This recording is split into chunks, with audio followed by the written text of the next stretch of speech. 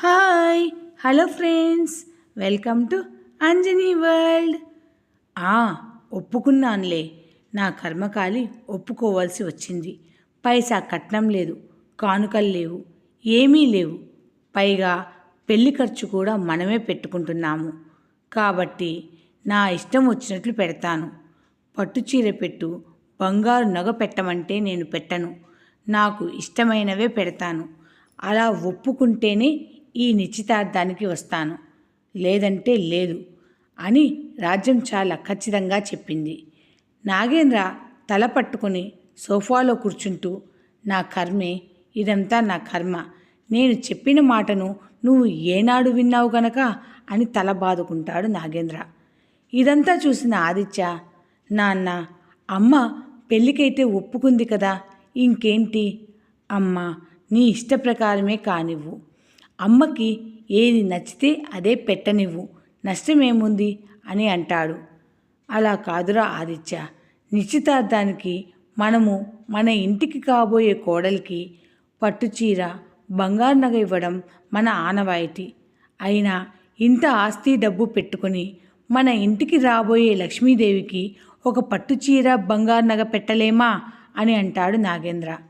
అబ్బో, మీగ్గా వస్తోందయ్య కోడలు అని రాగం తీస్తూ, ఇదంతా కాదు, నాకు నచ్చినట్లు నేను చేస్తాను అని మాట్లాడింది రాజ్యం.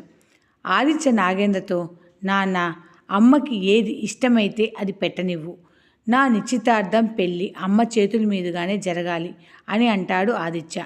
ఎప్పుడైతే ఆదిత్య రాజ్యానికి సపోర్టుగా నిలబడి మాట్లాడాడో రాజ్యానికి చాలా సంతోషం కలిగి, అంతా నేను అనుకున్నట్లే జరుగుతోంది అని అనుకుంటుంది.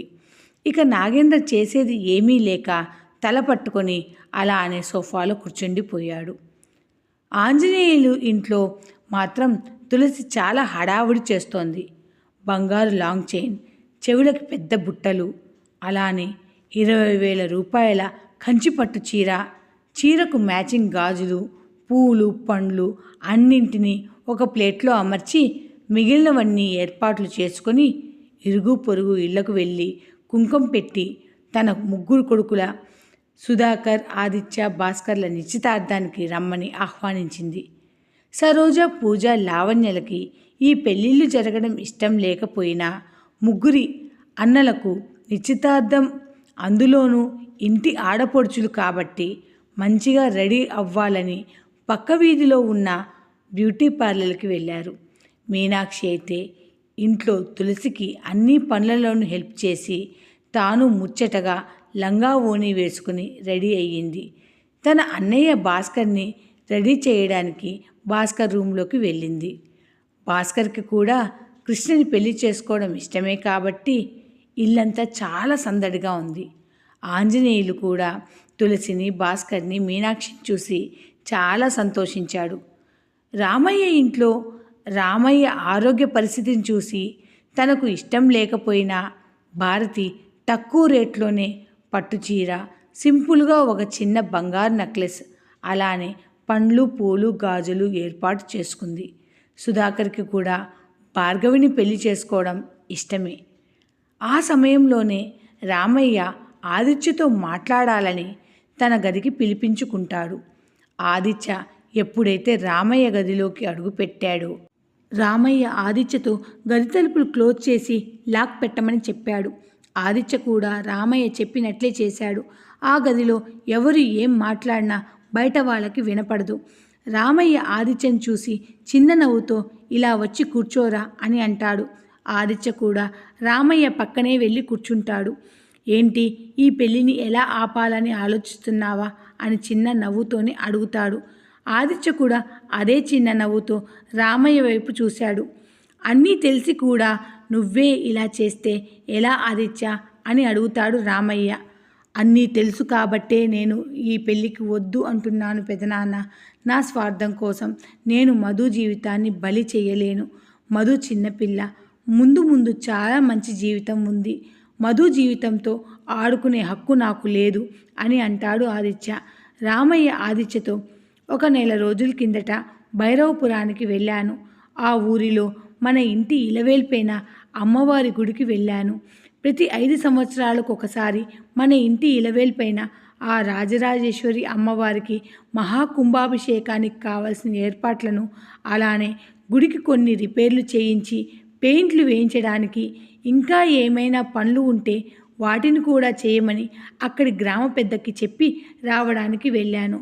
ఆ అమ్మవారి కుంభాభిషేకానికి ఇక 3 నెలలే టైం ఉంది.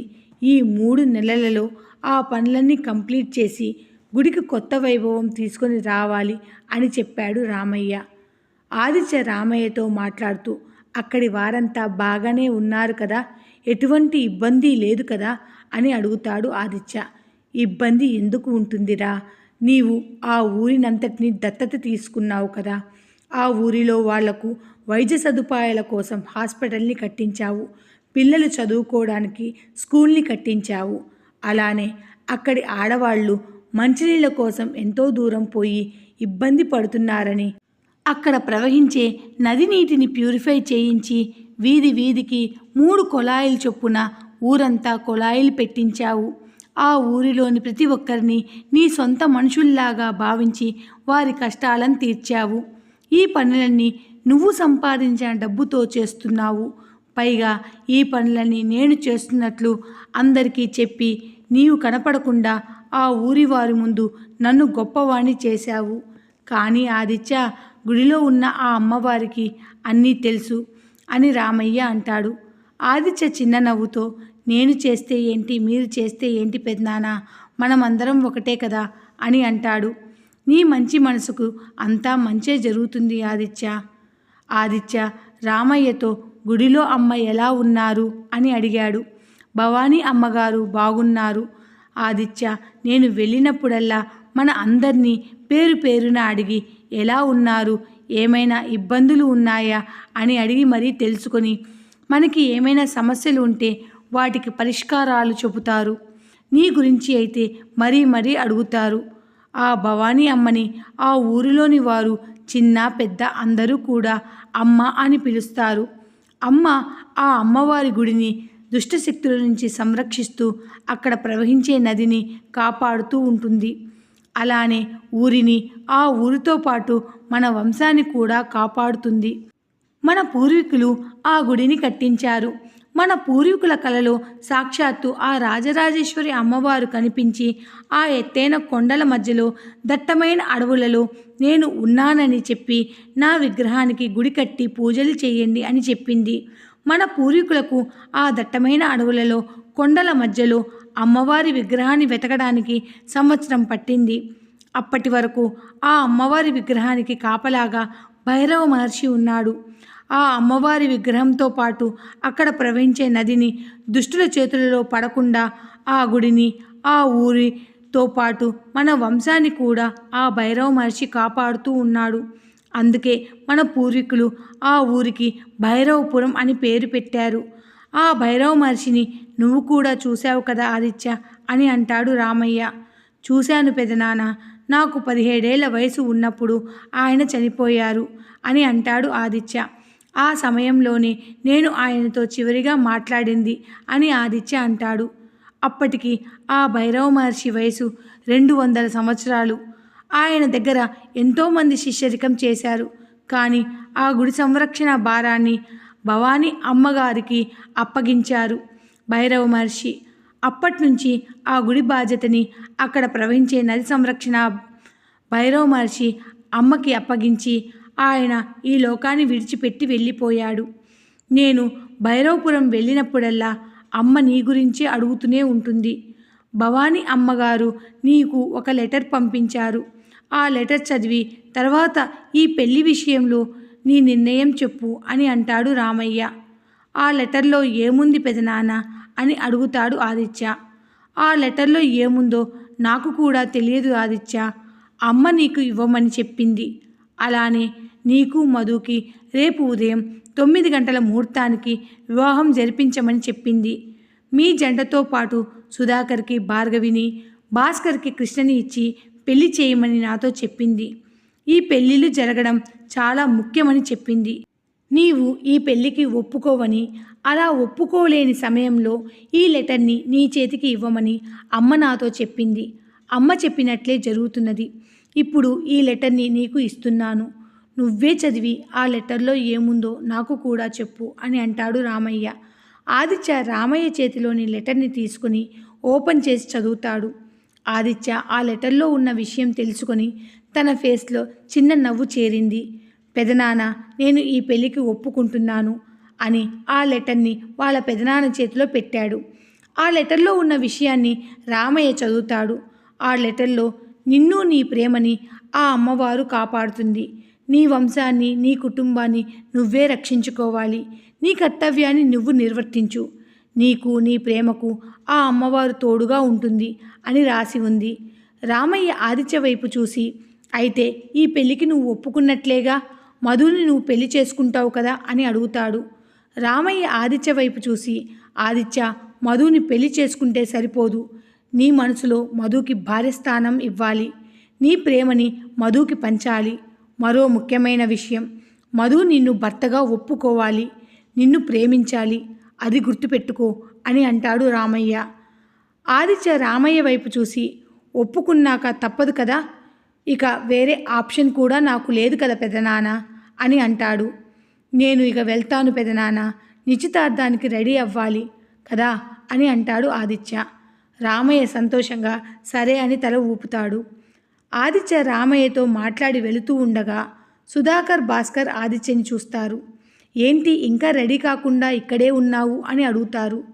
భార్గవి దుర్గ పిలిచిందని దుర్గ దగ్గరికి వెళుతూ ఉండగా మధ్యలో ఆదిత్య కనపడగానే భార్గవి అక్కడే నిలబడిపోయింది. భార్గవి ధైర్యం చేసి ఆదిత్యతో ఎలా అయినా తన మనసులోని మాట చెప్పాలని అనుకుంటుంది. భార్గవి వెనకాలే భార్గవికి తెలియకుండా కృష్ణ భార్గవిని గమనిస్తోంది. భార్గవి కొంచెం ధైర్యం తెచ్చుకొని ఆదిత్య వైపు అడుగులు వేసింది. భార్గవి ఇక 4 అడుగుల్లో ఆదిత్యని చేరుతాను అనగా పక్కనే సుధాకర్ కనపడటంతో అక్కడే ఆగిపోయింది భార్గవి. భార్గవిని గమనించిన ఆదిత్య సుధాకర్కి సైగ చేసి వదిన వచ్చింది అని చెప్పి ఆదిత్య అక్కడి నుండి వెళ్ళిపోయాడు. సుధాకర్ భార్గవిని చూసి, నాతో ఏమైనా మాట్లాడాలా అని అడుగుతాడు. సుధాకర్ మాటలకి భార్గవి తడబడుతూ, నేను మా అమ్మ కోసం వచ్చాను, నేను వెళ్ళాలి అని చెప్పి గబగబా వెళ్ళిపోయింది. సుధాకర్ చిన్నగా నవ్వుకుంటాడు. ఇక సాయంత్రం 4:30 కల్లా అందరూ రామయ్య ఇంటికి చేరుతారు. డైలీ ఈ స్టోరీ పెట్టమని అడుగుతున్నారు. డైలీ ఈ స్టోరీ అప్లోడ్ చేయడానికి నాకు కాస్త టైం పడుతుంది. త్వరలోనే డైలీ స్టోరీ అప్లోడ్ చేయడానికి ట్రై చేస్తాను. ప్లీజ్ అర్థం చేసుకోండి. ఈ కథ కనుక మీకు నచ్చితే please like, share and subscribe. Thanks for watching.